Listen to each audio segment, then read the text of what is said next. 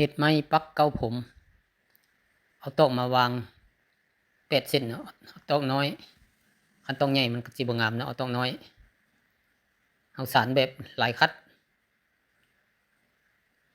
สานแบบลายคัดสานง่ายๆเนาะคือนึ่งลงนึ่งนี่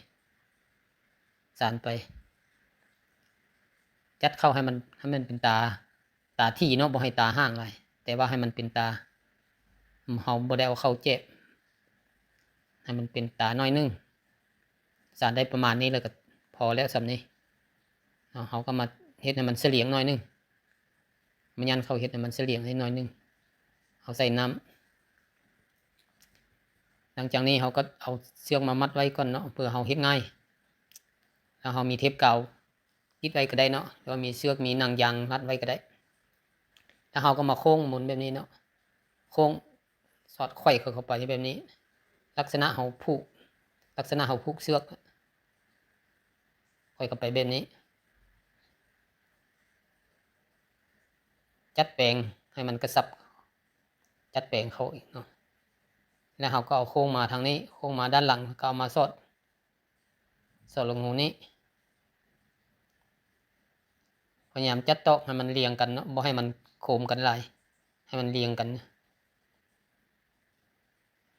ยัดเข้าไปแบบนี้ส่วนเบื้องนี้ก็คือกันส่วนเบื้องนี้ก็เอาจากด้านหนึ่งมาสอดเขาอีกด้านหนึ่งอันนี้ก็สอดเขาแบบนี้หลังจากนี้เขาก็ดึงเนาะจัดแปลงให้มันน้อยลงอันนึง